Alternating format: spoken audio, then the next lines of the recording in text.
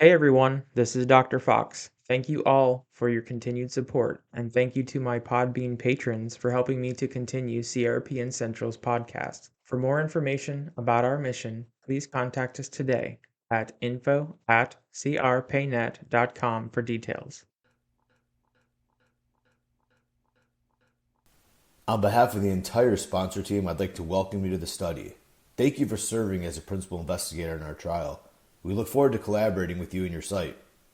Oh, absolutely. I'm always happy to contribute to the industry and to offer my patients access to clinical trials that could help save lives and possibly advance medicine. Just let me know what you need and we'll be sure to accommodate. We really appreciate it. Actually, now that you mention it, I'm going to need you to complete this, well, some would call it a pile of trainings to start. And we'll need you to review and complete all these documents overnight, ASAP, please. Okay. Well, it will take time away from me being able to see patients in my clinic, but I could get it done now. Oh, and by the way, we'll need you to join us on a weekly progress phone call. You'll need to meet our monitors at least 1 hour every time they visit. And please, as a reminder, be sure all your progress notes are signed off ASAP. This is really starting to cut into my livelihood here. I do need to maintain my patients in the clinic, and what you're paying me doesn't really compensate me for all of the... Oh, and in addition, we just had a new amendment to onboard some new logistics and tech. I think you'll like it. We'll need you to retrain on all the things you just trained on for the last trial, and here are 23 more portal logins to make sure you are managing the trial appropriately. We prefer you do these personally. Listen, you know what? I like to think of myself as a hard worker, and I don't mind helping, but this is getting a little ridiculous. I'm literally having to pay to perform research because of the little money you give me and the lost money from not being able to see patients in my clinic. I can't do this anymore. I think I'd be better off financially, professionally, and truthfully mentally without clinical research. Let's wrap this up and just part ways. I'll have to find my patients other opportunities for new levels of care. What? Oh, come on. Not another one. What's their problem? Hats off and thank you to all of the PIs out there who routinely navigate the chaos that we call oversight.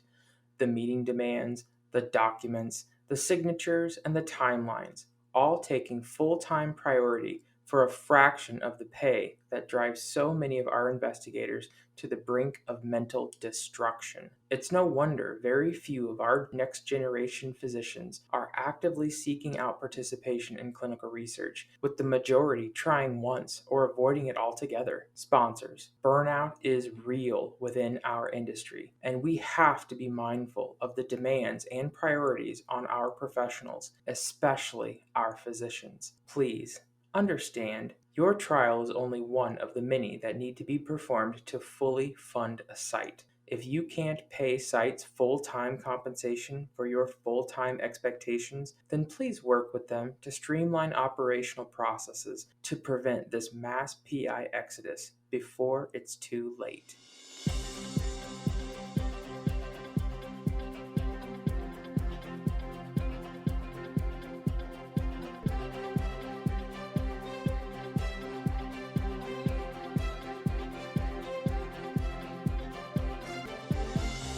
Welcome to CRPN Central, the official podcast of the Clinical Research Payment Network. I'm your host, Dr. Daniel Fox. CRPN Central discusses the real issues with our clinical research industry to explore and identify mutually beneficial solutions for all of our stakeholders. Professional burnout runs rampant across our industry, from sponsors and CRAs to PIs and study coordinators. Clinical research professionals continually work as hard as they can until they can no longer physically, mentally, or emotionally function. And yet it has somehow become an expectation in a highly competitive and stressful industry. How can we successfully alleviate professional burnout, preserve our sanity, and progress to a more efficient and healthier workplace environment? May is National Mental Health Month, and today we will discuss clinical research industry burnout, defined as the syndrome resulting from chronic and unmanaged workplace stress of individuals responsible for the preparation, conduct, and administration of clinical trials. First, we will speak with an experienced PI who has discovered firsthand the challenges of maintaining study demands. Then, we will speak with an industry representative who has experienced firsthand stressful and demanding industry environments that lead to the brink of burnout. To maintain valid comparisons, both interviews will utilize the same questions, and my guests did not have the questions before the interviews. After the interviews, we will compare each guest's answers and opinions and perhaps explore possibilities and solutions to help our industry extinguish burnout and promote healthy workplace environments. Our first guest is an experienced PI, clinical research program director, and now a solution founder with extensive PI and site facing experiences in our industry. Dr. Stephanie Abbott is a member of the board of directors at Western Washington Medical Group, the senior director of clinical operations at Innovo Research, and she is now the founder of Lido Inc., a clinician led technology company dedicated to improving clinical study integration solutions. Stephanie has an excellent sites perspective to explore our industry's demands, and I'm so very thankful that she has taken the time to speak with us today. Please welcome with me Dr. Stephanie Abbott. Dr. Stephanie Abbott, thank you so much for coming on to CRPN Central today. Thanks for having me. It's wonderful to be here. Could you give us a brief introduction? Certainly. Thank you. I've been in the industry for 25 years, and I've done pretty much all aspects of the clinical trials process, from research assistant all the way up to PI. I have a doctorate of pharmacy, so I'm a PharmD by training, and it allows me to function as an investigator, but I have spent a lot of time and have been able to successfully build a number of research centers by being able to run alongside investigators, because so much of what an investigator does can seem kind of elusive, especially when you're dealing with the different tech that they need to sign into and sign off on, and they have PI oversight. But oftentimes, you do copious amounts of training, but it doesn't zero in on the how. It's all about the what you need to oversee, but not how you need to do it. That's kind of where a lot of my focus has been, and that's why I'm really honored to be on this podcast about burnout, because efficiency helps significantly with burnout, that you feel like you're getting the traction that you need. That's kind of what I've done in a nutshell. So I continue to work for Western Washington Medical Group. We support our population health and our clinical practice patients with clinical research. That's a really good point, Stephanie. Sometimes, especially as a PI, when you're in the clinical environment and someone approaches you about research, it's kind of like the conversation goes, hey, you want to do research? Okay, here you go. Welcome to the wild, wild west. Yeah. You figure out what to do. Mm-hmm. I think that we see it all of the time, and we're just now starting to be conscious about how to care for our PIs. May is National Mental Health Month. As a result, we are doing this episode on burnout. I'm going to ask you a number of questions, and I've asked these questions to a previous interviewee. And once we're done asking the questions, we'll compare what the answers were, and then maybe try to find similarities, find potential root causes, maybe even find possible solutions. Do you perceive, experience, or see burnout in our industry? Absolutely. Like you had alluded to, it's something that you do in addition to what you've been trained to do. It's in support of clinical practice, and medical groups have to focus on their clinical aspects. Having research designed to actually support what you do is super, super important. But otherwise, it's just something that you're doing as a side hustle. And within your busy day, you're trying to figure out, how do I crack the code that I remain compliant, that I offer patients these additional opportunities to engage with their disease, understand how to take care of themselves, be compliant with their medications, all of those things. And that's something that research can help with. But if you don't have it well structured and you don't have it well supported, it is the wild, wild west. We would always say, research is never an emergency. And I've only had one trial that actually was an emergency use device, but for the most part, it's not. So the regulatory doesn't get done, or, eligibility doesn't get signed off on in a reasonable time frame. And all of these things end up as liability. So you're constantly stressed about, okay, am I missing something? Because you're having to deal with what's urgent. And sometimes research not having a sense of urgency around it, or a simplicity that allows you to just know those things are being taken care of as part of my workflow process. Most providers and investigators are like, you know what? How about I just refer patients to you? Because I want my patients to be it, but I don't want to be an investigator because I don't want to step in something I don't understand. How do you define burnout? That is a great question because we talk about it all the time, but we don't oftentimes define it. And it's a little different to everybody. It manifests very differently. When I experience burnout, the aspects that I feel is just this kind of overwhelmed, and I just don't have the passion to do the things that I did in the past. I think burnout and depression are kind of interlinked, where you just don't have that same drive, that you feel like if I engage, it's just not going to turn out well. I mean, you end up with very kind of pessimistic outlook, almost like a helplessness or a hopelessness that things are going to get better. To deal with that and to reframe that,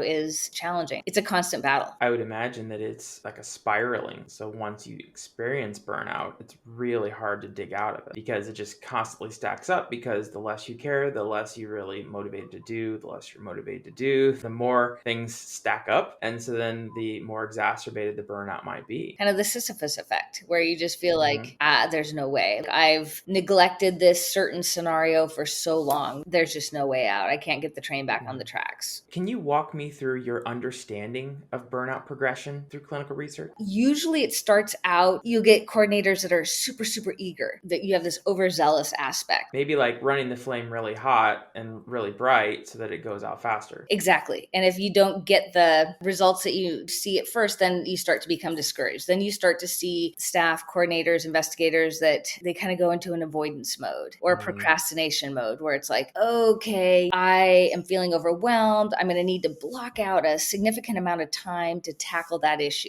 So they keep kicking the can down the road. And then, you'll see that they'll do it and then there'll be hope. But then that took so much effort and energy that's kind of burned them out again. So you kind of see that scenario. And then they'll start to be very significant focus on problems as opposed to solutions. Almost like they're always in survival mode, so they can't be innovative. And from a mental health standpoint and kind of how our brains are wired, our limbic system kicks in, our lizard brain, and says, hey, I'm going to protect you from certain death. And it ambushes us from having good coping skills and making good choices to combat this slippery slope that we're on. It's like being on a treadmill. So it's like, okay, then turn the treadmill off and get off. And that seems very simple, but it's not necessarily easy. Sometimes, especially when you're in the stressors or the short timelines of clinical research, it's hard to walk away. And I've been like that. I feel like if I do walk away and I take a break, the work doesn't go away. It only stacks up. So then I have to work even harder when I come back. So then did I really get a break, or did I just postpone the work? Yeah. So then I'm just in this constant cycle of I have to constantly manage the high load of work instead of working on ways to reduce. From your experience, can you tell me what kind of solutions we find that are currently helping to alleviate burnout? One of the things that we do at Western Washington and also within the Innova Research Network is doing a lot of process work so that it is simple. It's like, what are the 3 steps to success here, so that you don't have to do the 25 to get to those 3, and that you yourself aren't having to recreate the wheel, but everybody else isn't either. One of the things to combat burnout is to be able to talk about it, to be able to connect with your peers, to have people say, I understand, I feel you, and this has helped me, maybe it'll help you. And that connection that begins to transition the brain out of the limbic system into the cortex, where you can begin to problem solve and you can begin to take control again and to feel as though the deck isn't stacked against you. I understand you are taking an initiative as a founder to try to help with that. Is that right? Yes, thank you for introducing Lido.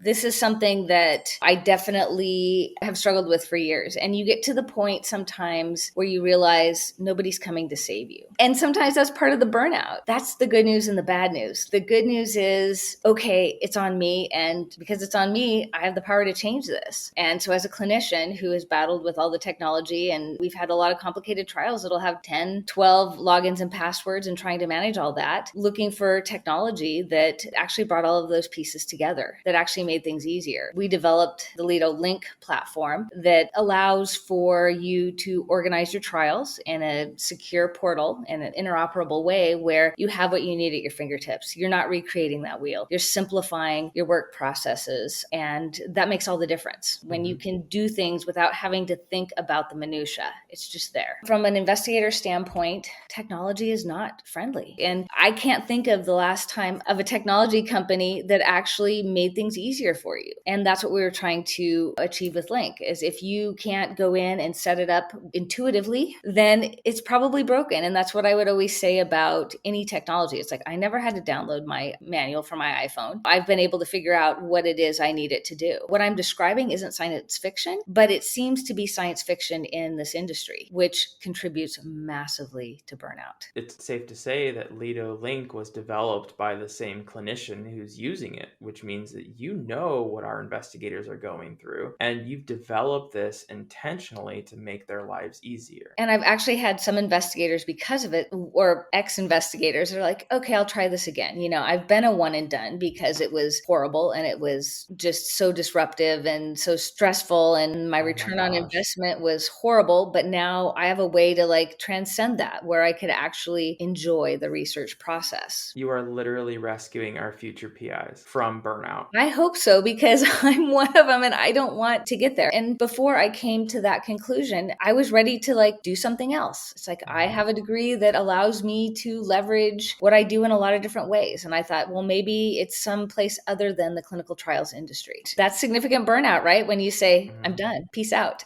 Yep. The PI is an endangered species. We all know that. We've been seeing it for years. The new generations of investigators simply are not becoming PIs. Yeah. The fact that Lido is empowering our physicians to manage clinical trials so easily is such a game changer in so many ways. And I hope that the listeners out there also understand the impact that this kind of technology will have, not only to a single physician, but to our industry as a whole, to try to have access to those patients. Thank you. I mean, it's taken all of us sometimes to realize you're not alone, and to be able to have that connection that we were talking about, and to talk to other people to say, yeah, this is horrible. I hate the technology. And, I know that I'm putting myself and my license at risk if I'm having my coordinator manage my passwords for me on top of that, because that's not okay. No. And I've had colleagues that have friend of a friend type of a thing that they've gotten a 483 because PI oversight. Well, and that you have, somebody else managing their login. It's fraud. It's forgery and fraud. Exactly. We as an industry are forced into forgery and fraud because of the way technology literally pigeonholes us into the burnout that we have to get into. Yeah. Let's do something that's secure in a way that it's simple. So that's not a default process that a site would go to for the purpose of simplicity, so that they can continue to move forward with their trials, and to design, a technology that's so easy that an investigator will use it, because a lot of them, like I said, will turn it over to their coordinator, which is not okay. That just itself shows where the stressors of burnout can reduce our quality in research and our integrity. It's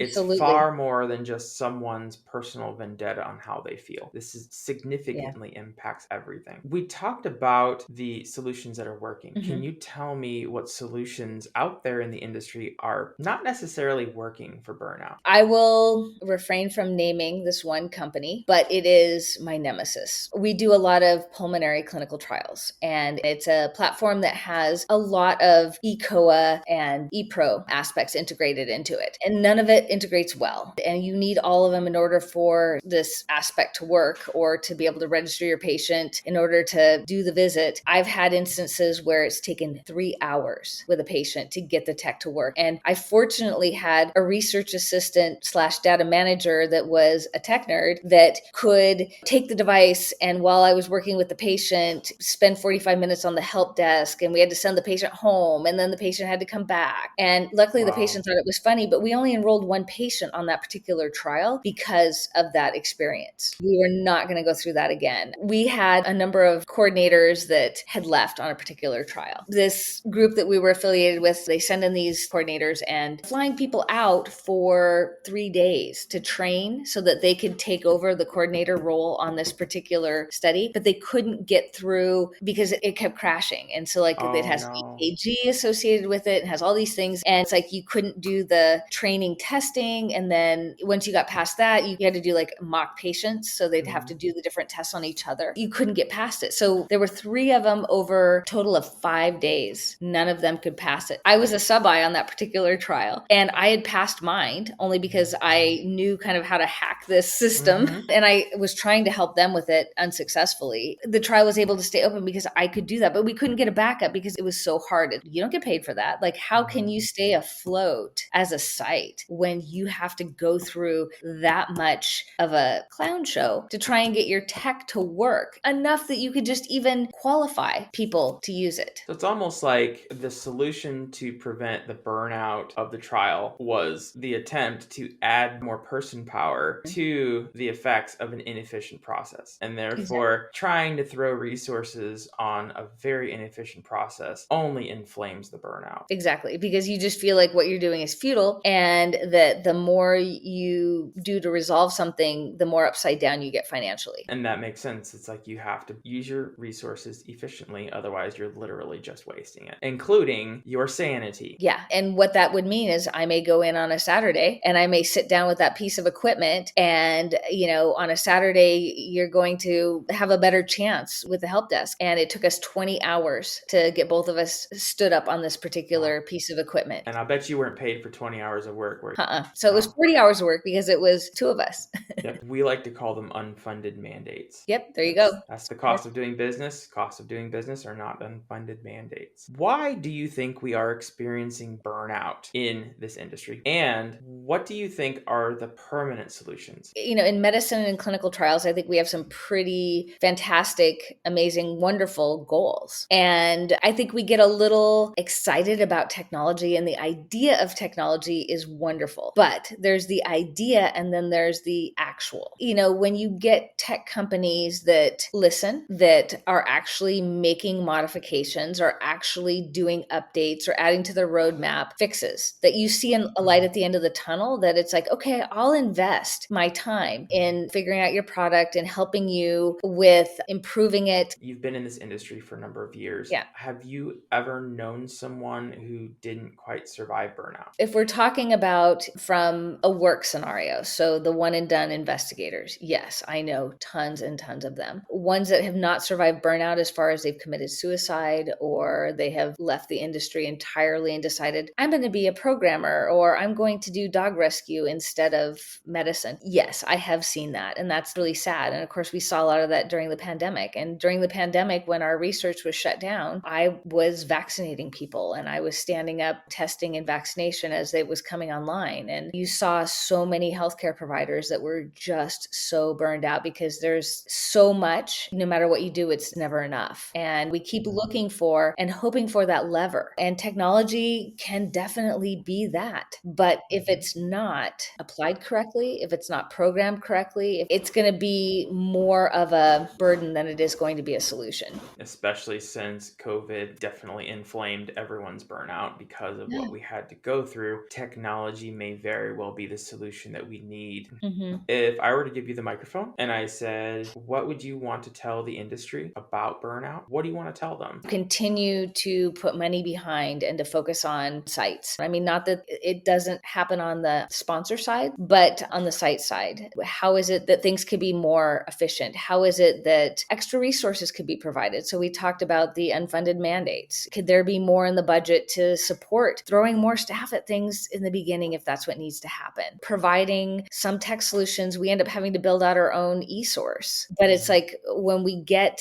a product, and we've had a number of trials where it comes with the e-source and it's an e-source to EDC, that is huge because, again, back to that process aspect, the simplified process. You're handed something that has management mechanisms already in place. You're not having to recreate the wheel because you're going to have to figure out how you're going to integrate that into your clinical workflows. So if as much of the project management on the trial side, looking at how it flows and what technology can appropriately support that, I think is huge as far as combating burnout, letting everybody, giving them an opportunity to connect with each other. One of the things that we've done in the network is we have our coordinators have a call on every Tuesday, and we'll have certain topics, but they get an opportunity to really get to know each other. And occasionally we'll see that on trials where you'll get to meet coordinators or investigators from other sites. And when something isn't right, you can call them up and be like, hey, I'm dealing with this. How did you resolve it? That is huge to feel that connection, because if you're burned out and you're alone, it's not going to get any better. Bad combination. And I think part of that has to do with creating good connections so that we know sponsors are listening, or at least hearing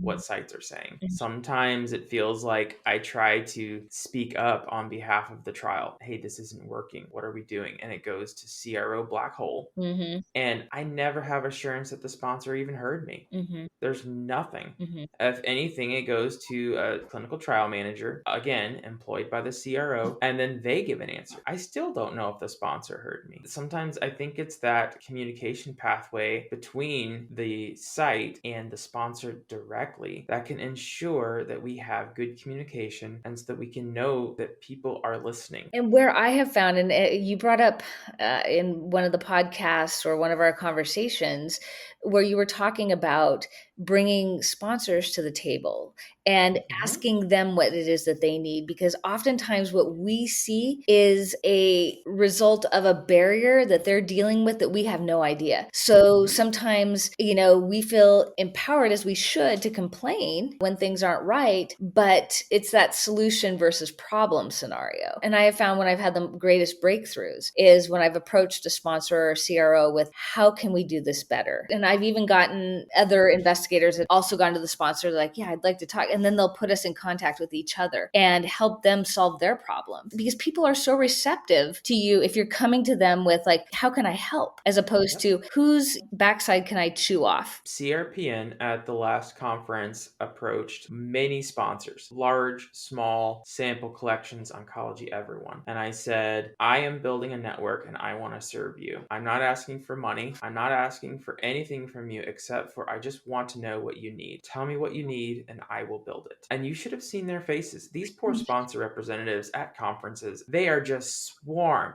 Everyone has the next new idea. Everyone wants money from them. And I think it was a breath of fresh air for them just to talk to someone to say, what do you want? Yeah. I will build it. I want to make your life easy. 10 sponsors signed up. Boom, boom, boom. And you're right. It's just that very straightforward, direct communication, professional, positive. It's just, let's fix this. And I think it's very receptive. Let's put in the humanity back in clinical trials. Yeah. We both have burnout on both sides because we all have the complaints and the negativity and all of the challenges on both sides, and coming together in a way of understanding so that we can take down the barriers. And it doesn't matter if it's your barrier or my barrier, but it's the barriers to our success. Isn't that interesting? That's the one thing that we all have in common in this industry is we are all burnt out. And we all have tons of barriers and nobody else cares about them but me. I know. We're all burned out. We all feel it, but we all build our own barriers. Yeah. So let's just help each other break them down. Yeah. Maybe there's things that I can do to help. Yeah. We all want to blame or put the responsibility of our burnout on someone else. And I think the most empowering thing that we can do sometimes is find out how to own it, because then you control it and you can fix it. The biggest enemy of burnout is victimization.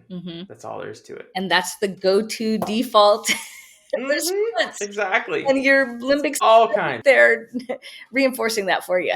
Well, Stephanie, thank you so much for coming on to CRPN Central. This was an amazing interview. The audience is going to love it. Well, thank you for having me. It's always wonderful to talk with you. So thank you. All right. I'll talk to you later. Sounds good. Okay. Bye. Bye-bye. CRPN Central is brought to you by MedVector. MedVector allows community physicians to maintain control of the patient relationship with clinical trial participants, while experienced PIs and sites can maintain the control of protocol and GCP. Contact MedVector at medvector.com and tell them that CRPN Central sincerely appreciates their support.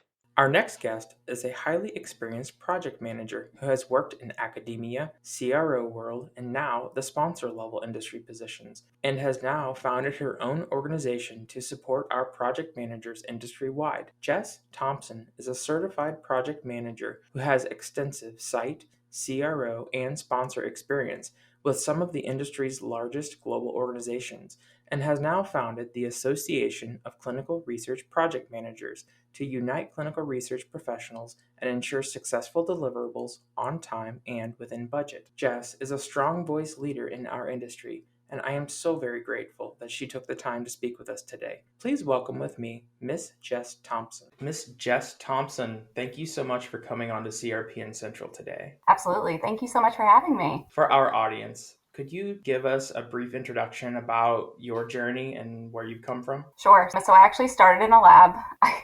I started by processing poop samples. So when I say it was a crappy job, I mean it. It's good times, right? I then moved into a coordinator role after a couple years. Then I really kind of fell in love with regulatory, went the regulatory route and worked in regulatory. Then I moved to project management, worked in academic research organization. Then I moved to the CRO world, worked at a CRO for a couple years, and then most recently moved over to the sponsor role. But within all of that, I've kind of shifted a little bit in what my passions are and kind of leaning into that training and development passion of mine now, starting ACRPM. So ACRPM, for the people out there who don't know what that is, could you tell us about ACRPM? Absolutely. It's kind of my passion project. It's been my baby for a couple years. So this is the Association of Clinical Research Project Managers. We're really dedicated to training and education, really providing that project management training that is so desperately needed within the clinical research industry, but also making sure that we're focusing on the project managers as a whole, not just using them as productivity engines, which I'm really excited to talk about today. Yeah, exactly. I think a lot of the professionals who are in clinical research, they come in and it's just literally like you open up the saloon doors and it's like the wild, wild west in a bar. I mean, people are hitting people with bottles. The poor piano man just got beaten up and he's knocked out. And just nobody knows what's going on and nobody knows how to fix it. It's just a problem. I appreciate you developing ACRPM. I think that there's a huge need for it in the industry. Oh, thank you so much. Yeah, it's like you said, the Wild West right now. I call it fly by the seat of your pants project management because there's not really any rhyme or reason. Most of the people in clinical research don't even realize that they are project managers. So they're accidental project managers. Those are really the people that I want to have conversations with. Get some education in, some tools and templates to make their life easier. It is National Mental Health Month in May. And I thought, what better way to observe National Mental Health Month than to have a podcast dedicated to burnout? I think that anyone who works in this industry can agree that they witness or they have experienced burnout one way or the other. So we're going to go through a few questions. I'm also asking another person in our industry the same questions. And then once we're done, we're going to see how the responses are. Sounds great. Do you see any form of professional burnout in the clinical research industry? Who doesn't? I've been pretty vocal about my experience with burnout because it means a lot to me to be able to talk openly about mental health, especially in a healthcare industry. I started kind of my mental health journey and openly speaking about it last May. And the amount of people that reached out and just said, thank you for talking about this and told me their stories, or the people that commented, I was shocked. I was hoping I was really the only one that was feeling this, but more often than not, people are burnt out more than they're not burnt out. And I think that that is a huge problem because how can we do quality work if we're all burnt out and just exhausted all the time and just kind of doing all we can to just to get through the day? I think when you put mental health in front of a conversation, you're putting that person in front of the conversation. And sometimes those are the pains that we just don't see. But those are also the reasons why we act the way that we do. I think that burnout is almost like an industry standard, almost to the point where we're just desensitized to it. One of my friends actually put it perfectly. We are moving forward medicine at the cost of our own health. Yes. And that was such a good example of it. You know, we are all working crazy hours, traveling a lot, or working multiple protocols to get these medications delivered to patients faster. But at what cost? Right now, that cost is our mental and physical health. Could you walk me through your understanding of burnout progression throughout clinical research? My psychiatrist actually told me the perfect way to describe it. He said, whenever you're commuting, it used to take you 10 minutes. And then over the years, it takes you 30 seconds more every few weeks. And then you look up and your 10-minute commute has turned into an hour-and-a-half commute. But it happens in such small increments that you didn't even notice it until it was this drastic change. And I think that that was the perfect way to describe it because you start to feel some level of burnout, but once you actually feel the complete burnout or once you reach that critical level, it's too late. You know, I've reached that level myself where it's all encompassing and that's all you can feel, that's all you can think about. Self-care at that point is not helpful. It has to be a complete lifestyle change and a mental shift, but it happens so slow, especially post-COVID. I think that COVID really pushed a lot of people towards burnout as well because we didn't have anything else to do. So we all worked. We were all trying to do our best and do our part to end the pandemic, or at least contribute positively to the medications that were being put out and tested. But then we look up and it's 2023. The pandemic is not as encompassing as it was, and we're still working at that pace. We have no life now. We have no relationships. How do you even start to try to go back to a normal life whenever you've been, so focused on work and all of that for so long? And then you recognize switching back into that you're burnt out and you might not enjoy what you used to love anymore because that's all your life is. Just going back a little bit, how do you define burnout? I had a different definition prior to actually hitting that extreme level of burnout. Before, I really thought it was just like very extreme stress. Didn't like my job anymore. It was just really tough to get through the day, kind of getting to the point where I was looking to move outside of clinical research. But then I hit true burnout, and that was panic attacks every day, multiple times a day, crying between meetings. Literally, I couldn't eat, I couldn't sleep. It encompassed everything that I was. So my definition completely changed, which is why I'm so passionate about talking about burnout before it hits people in that way, because once you hit that level, you have to take very extreme steps to come back out of it and heal. I'm really thankful that you got through that, Jess. Me too. Thank you. Do you know anyone who did not make it through burnout? Unfortunately, yes. I feel like a lot of us do. And I think that that's why we need to have this conversation, because if we're not willing to talk about it in the healthcare industry, then how are we breaking the stigma elsewhere as well? And a lot of the people that I knew who didn't make it through were actually our physicians.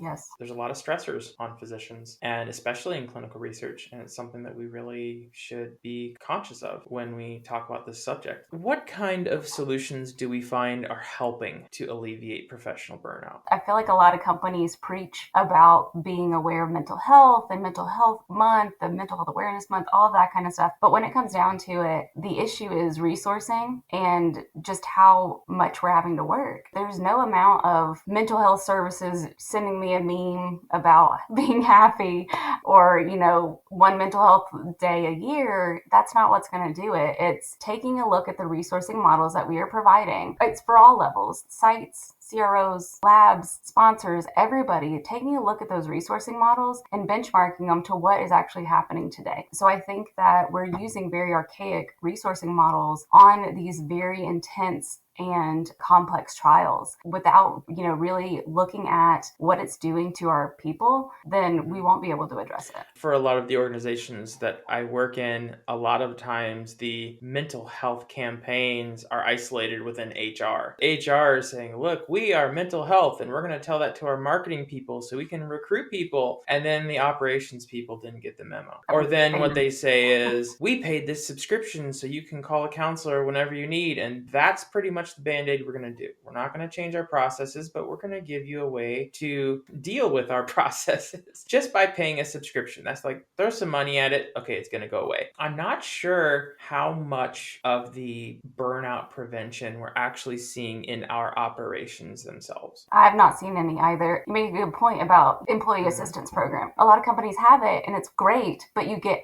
8 sessions and you have to do all of the legwork. You have to call the people. A lot of times, at least from my experience, whenever I tried to utilize them, they had no availability. And so even though it is considered a benefit, being able to actually use that benefit is totally different. Again, like you said, let's pay for this subscription so that you can talk about how work is harming your mental health.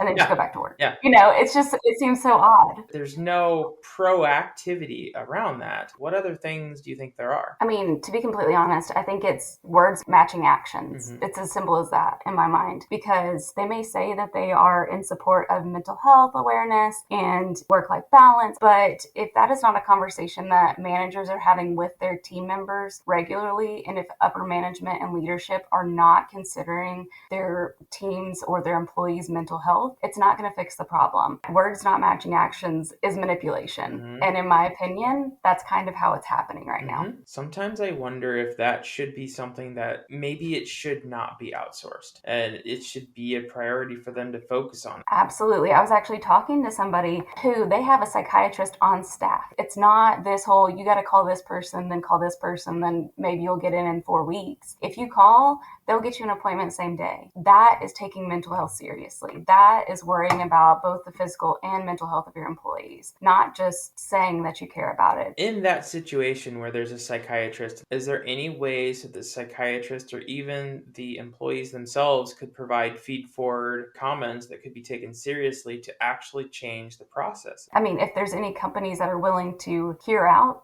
employees to see what would actually benefit them, even just seeing what services they're taking advantage of versus what they're not. If you can't get a therapist with one program, the company might be wasting money with that. And then, so just kind of evaluating what services are being utilized, what services are not, and even looking at insurance, because a lot of companies don't have their behavioral health included with their health insurance. So the employees are then required to not only pay their mental health deductible, but their physical health deductible. So it's costing employees a lot of money to be able to get the mental health services that they need because it's still considered separate. Why do you think we are experiencing burnout in the industry? To be completely honest, because we are all type A perfectionists, and that is who is good at clinical research. That is who we are, and it's to our detriment because we're driven to this industry because we feel like we can make an impact and we can make a difference and we're good at what we do. But then whenever things keep getting stacked on us and timelines keep getting shorter and you're really set up for failure, that's when your perfectionism and your type A-ness and everything are really your detriment because you can't deliver quality under those circumstances. And at least for me, that was where I felt like my integrity and my work ethic and everything were clashing because I couldn't do all the things. And so I was so stressed out about that. It was just like a downward spiral. We are an industry that attracts people that want to be in so much control. Type A must do this, must be perfect, that we are just like the perfect storm for mental health. I recently experienced, I guess you could call it a breakdown or a burnout. For me, I caught myself sleep driving to work. Oh, wow. I remember going to bed, and then I remember waking up, coming to, in front of my steering wheel rolling down the driveway.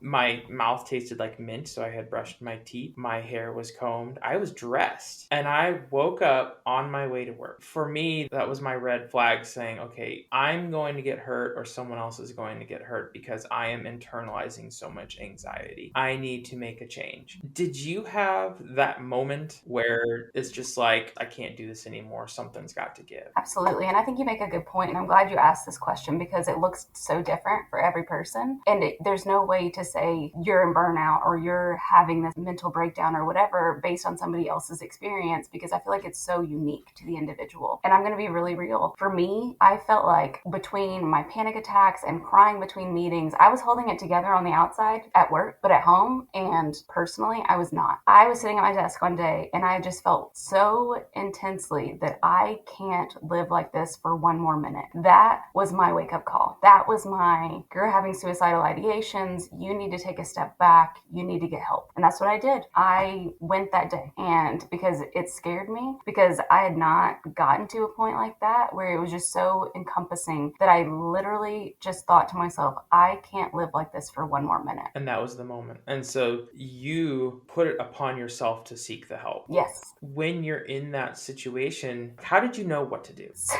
I didn't. What's so interesting about mental health in the US, I had been trying for 6 months to go see a psychiatrist, to get in with therapists, but there was such a shortage in this country. At that point, I talked to my boyfriend and I said, this is what's happening. I got to figure out what to do. And of course, he's super supportive, said, okay, get in the car. I'm going to Google places right now. I went ahead and called my insurance company and they helped walk me through what to do. And that is what I needed at that time because I was just crying uncontrollably. And thankfully, thankfully, that insurance company has a resource for that. They put me online with a nurse immediately, said, these are your options. Do you need somebody to come pick you up right now? Should I call the crisis line? In that situation, those resources are available, but you don't know until you're in it that it's available. I just kind of got to the point where I was having so many panic attacks, I needed them to stop. And I went to the ER first, and they said, your heart rate's like 220, your blood pressures. It was nuts. They were like, you have to do something or you're going to have a heart attack or a stroke. That was part of like, okay, we've got to figure this out. It was a scary time for sure. Most importantly is it takes a lot of strength to talk about it. You're creating a CRPM to make sure that people may have what they need to maybe prevent burnout. Is burnout prevention a mission of ACRPM? I wouldn't say burnout prevention, but I think for me, it's really seeing the project manager as a whole, not just a productivity engine. And that's what I feel like what we are seeing in this industry a lot of times is just a means to an end. I had a moment during my intake for my mental health, and they said,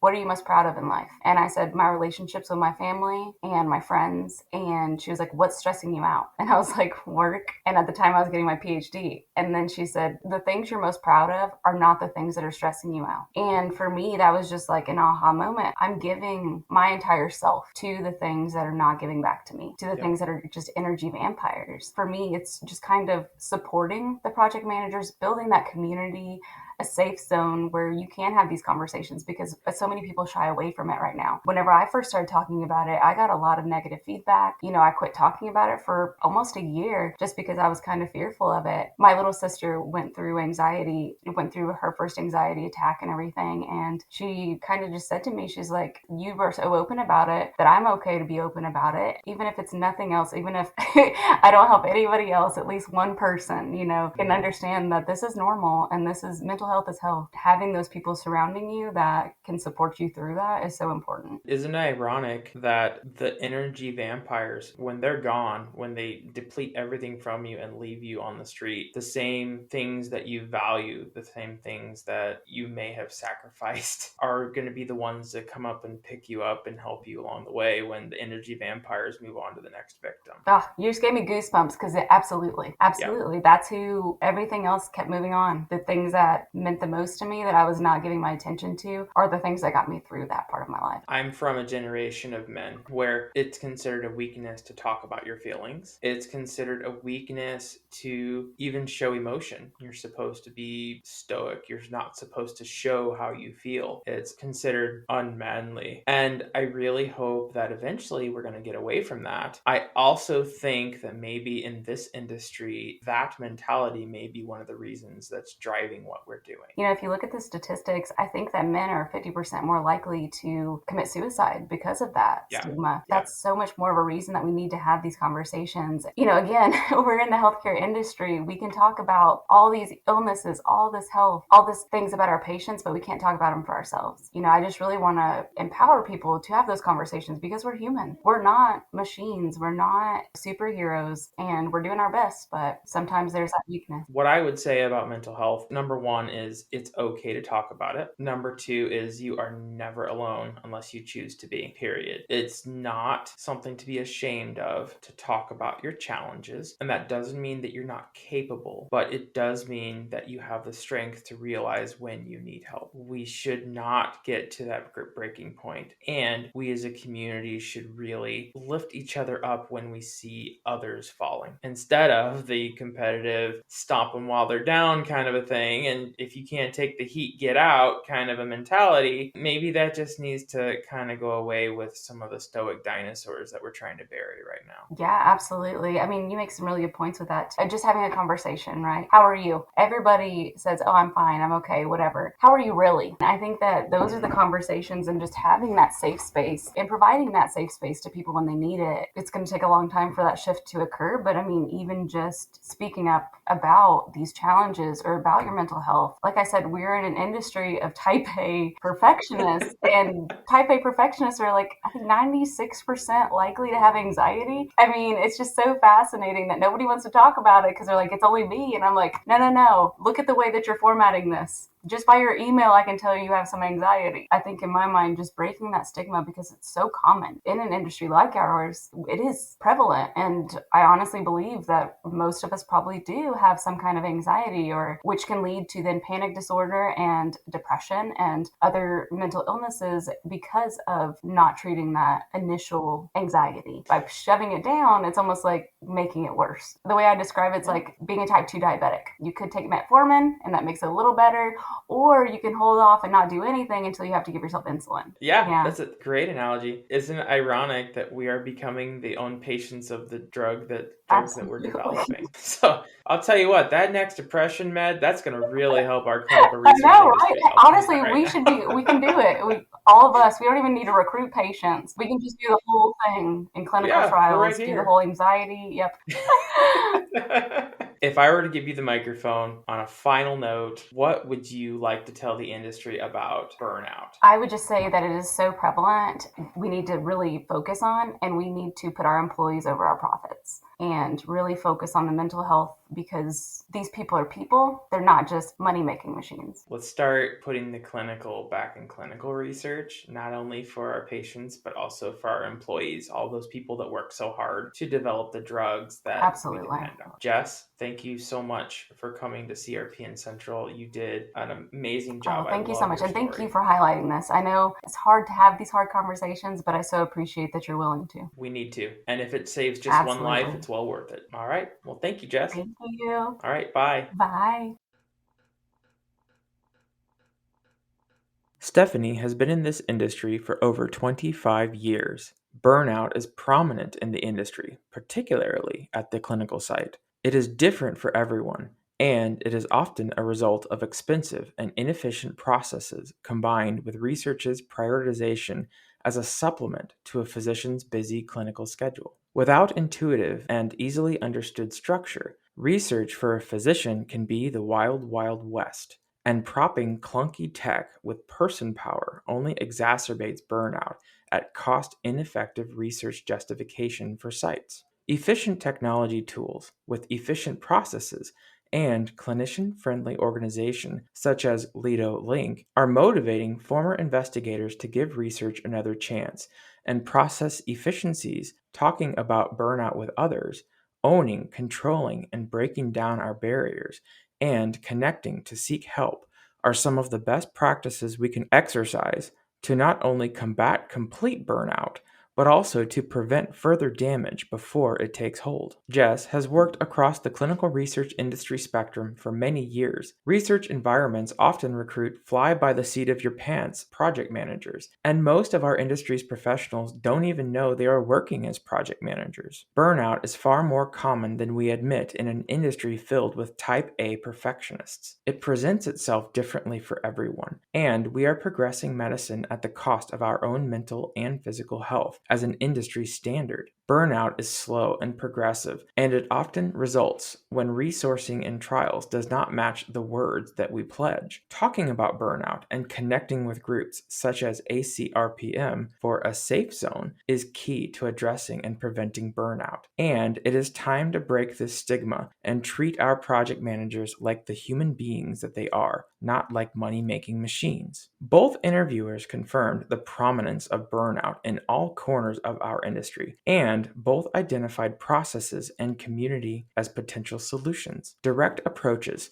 such as owning and addressing the burnout and accepting that it is okay to talk about and manage our mental health, even in a healthcare industry, are also noted best practices. So, how can we address the massive exacerbation of burnout in our clinical research industry? While Stephanie focuses on technology as a powerful tool to help our physicians, and Jess is developing training to ensure our professionals have what they need to succeed throughout the clinical trial process, both of our interviewers agreed effective burnout alleviation practices include organized and efficient processes and a strong and engaging community. Own the reasons for burnout and take the initiative to resolve them with positive engagement. Speak up about your mental health and do not feel ashamed for seeking the help that you need. Be proactive about burnout to keep from completely losing yourself, and know that you are never alone and that talking to a professional community that you trust may make the difference between actively managing your mental health and a life-threatening crisis. That concludes our burnout and mental health awareness episode. Please remember, you are never alone. As stressful as your days may feel, there are people in this industry who welcome you with support and understanding. If you ever feel like your burnout is taking control of your life, please reach out for help and find the care that you need to survive. Thank you to Stephanie and Jess for sharing their stories and their experiences today. Thank you to our community voice volunteers, Robert Goldman and Theodore Falcon, for helping us with this episode's introductory skit. Finally, thank you to MedVector, Peterson Research Consulting, and to Great Lakes Research Network for helping to make this podcast possible. A reminder, please join our Voice of Change at the Save Our Sites Conference, February 2nd, 2024, Tucson, Arizona. Thank you again for listening, and we'll see you next time on CRPN Central.